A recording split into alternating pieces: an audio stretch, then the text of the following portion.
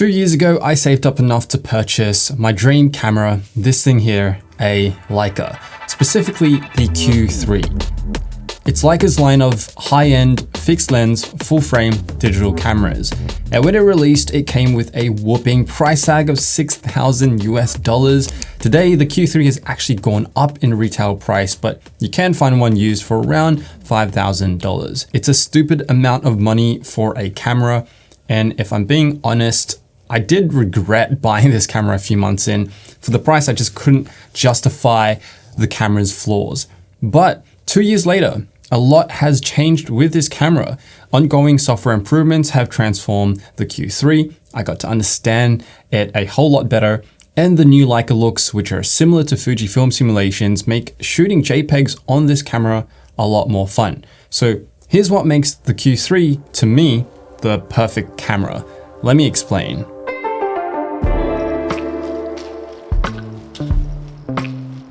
It's not the lens, it's not the huge sensor, it's just how ridiculously fun this camera is to shoot on. For me, photography isn't about the end result, it's not just about the photo itself, it's actually the process of getting that photo that I enjoy the most, like how I interacted with the camera and the environment. The Leica Q3 is just focused on the bare essentials. Its minimal design is for those who want to slow down and just deliberate with their photography. Its compact size, simple dials, buttons, and Leica's legendary color science all meant that I was able to capture the moment while being in the moment. I didn't need to worry about how the photo would turn out because I know that the photo is going to turn out pretty damn well. I could spot a scene I wanted to capture as a memory, dial in the camera settings with a few satisfying twists, press the shutter button, and know that the result is going to be a beautiful photo that I can share digitally or blow up into a large quality print. Sure, I could do this with plenty of cameras like my Sony A9, which is a beast of a camera, but to me, that camera is tied to work. It's big, it's finicky, and so precise that it feels clinical to use. And I only properly realized this when I started traveling with this camera here. This is where the camera truly shines. I remember sitting specifically outside a street-side tea house in Shanghai during sunset with this camera, just soaking in the local atmosphere, having great chats, and from time to time, taking photos if I saw something interesting pass by. It wasn't until I flew back home and dumped the photos that I realized for the hour I was at the tea house, I captured some pretty interesting and aesthetic street life scenes. There was no goal or aim, no hundreds of settings to flick through. I just enjoyed using the Q3, and in some ways, it made me appreciate that moment around me that much more. And every time I export these photos off the Q3, I can't help but notice how large the raw file sizes are. They're often 70 to 100 megabytes per photo, and so the file frenzy piles up quick. And I find myself spending chunks of my day searching for the right photo or the right file. I'm constantly jumping between apps, tabs, and files, just trying to find the right content, whether it's a raw photo, project brief, reference doc, or meeting notes. And honestly, it gets overwhelming fast. And that's where today's sponsor Dropbox Dash comes in. Dropbox Dash is AI-powered search and organization that connects all your work apps in one place, making it easy to find, organize, and securely share content with the right people. So instead of manually clicking through countless folders, apps, and photo files, Dash brings everything together in one place. So rather than jumping through various tools and tabs, you just start typing instead, and Dash quickly pulls up exactly what you need. It even shows you related photos, files, meetings, and conversations, so everything connected to your work is right at your fingertips. And it's not just about search. If you need a summary of a document or a recap of a meeting, just ask, and it passes all connected content and apps to respond immediately to your question with sources included, so you can dig deeper if you need to. Plus, you can chat with Dash to ask follow-up questions. Dash works seamlessly with the apps you and your team use most, from Google Drive, Canva, Notion, and more. And the more apps that you connect, the smarter and more useful Dash becomes. So if you're looking to spend less time searching through countless files and platforms, and instead spend more time creating and collaborating on the work that matters, you can try Dash with your team today using the link down below. Thanks again to Dropbox for sponsoring this video segment. So moving on, these photos you're seeing are untouched straight off the camera as JPEGs. Leica's color science is so good that it's ready for print or publish right off the camera, and the updated Leica looks, JPEGs are just incredibly fun to shoot. Think of these as specifically crafted color profiles and filters essentially that replicate the color and tonal qualities Leica is known for. All you have to do is go into the app, select the Leica look, and transfer it over to the Q3 and switch on the look in the camera.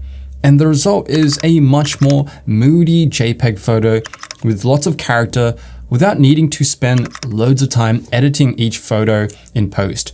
There are times, I love editing raw photos, but more often than not, I just want to capture a high quality photo at the moment and just be done with it. So the Leica looks does exactly that for me. I wasn't even the biggest fan of the initial Leica looks 2 years ago, blue, classic, and contemporary. I felt like they were quite simple, quite bland, but with the newer release Leica looks, teal, brass, and chrome looks, absolutely have been enjoying those.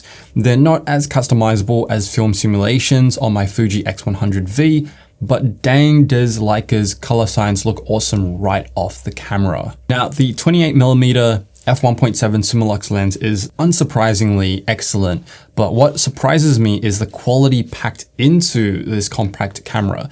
Pictures are razor sharp across the frame, it produces beautiful bokeh, and it has excellent low light performance. The lens maintains Leica's signature rendering. There's crisp detail, natural contrast with deep blacks, and rich color reproduction. There's just so much to like with this lens, and heck, there's even a macro mode with just a twist of the ring, which adds surprising versatility. But it is a fixed 28mm lens, which may not suit everyone's shooting style, but personally, I like to use my feet, move about, and frame the shot with a camera like this instead of relying on a zoom lens. But the high-res 60-megapixel sensor does offer digital crop modes by cropping into the center to emulate different focal lengths, 35, 50, 75, and 90 millimeters, which is a decent way to get close up to subjects on a small camera like this. But of course, it's not trying to replace a dedicated zoom lens. But man, that Leica full-frame 60-megapixel sensor is just incredible. There's loads of dynamic range, 14 stops of dynamic range specifically, and the flexibility in post is awesome. You can just keep cropping into a photo over and over and still retain so much detail. I don't often shoot photos with the intention to print and frame, but it's really handy to know that if I do get that very special shot, it's able to be printed at large sizes, no problem at all. Oh, and can we talk about its improved video functionality and the fact that this compact camera can now shoot 8K log? It's not 10-bit 422, it's 420 chroma subsampling, but I think it looks quite good. You can even film using the Leica looks applied, for example here, as you see. And I've happily used the video functions when I was in a pinch and wanted to use something a step above the iPhone's log capabilities. But yeah, what do you guys think of the footage? Personally, I wouldn't use this in a professional setting. The lack of in-camera stabilization and 10-bit 422 is a bummer, but hey, this isn't supposed to be a hybrid camera, but it's nice to have that function.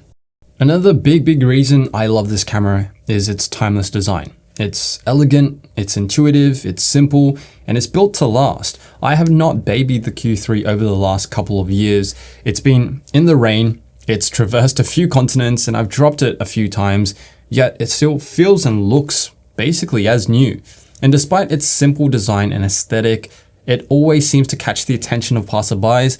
Like honestly, I have never been stopped so many times for any tech product ever. If I take it out for the day, you can almost guarantee, depending on where I am, that someone will ask me about the camera or approach me to chat about it. You could see this as a good or a bad thing, but personally, I've had amazing chats with strangers and photography enthusiasts asking about the camera, and even surprised to see the Leica Q3 itself. The textured grip to the lens hood and overall design makes this camera feel so intentional in hand.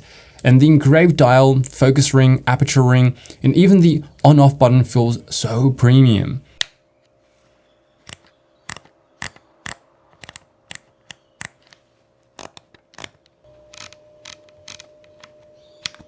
It's this sort of premium tactile experience that adds to its uniqueness, because I have used other lifeless cameras where buttons feel like what I'd imagine poking a dead body with a stick to feel like. And this camera really is different from when I first got it on launch day, because Leica has done an awesome job consistently improving the Q3 over 2 years with software updates. For example, in version 2.0.1, the wireless data transfer speed is improved, the camera became noticeably faster to boot up, and the continuous shooting modes have improved as well. Then in version 2.0.3, I think, and beyond that, they stabilized a lot of system and UI bugs, improved the dynamic range optimization in JPEGs, and even improved the subject tracking and focus accuracy using phase detect autofocus.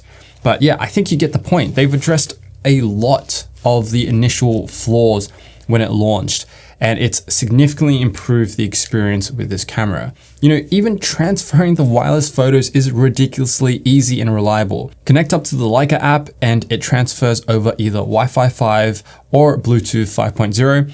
I've had the camera sitting in my luggage overhead on a plane, and I was still able to connect to this camera and offload the photos wirelessly on my phone without getting out of my plane seat. It was quite neat. So does this mean I haven't had any issues or gripes with the Leica Q3?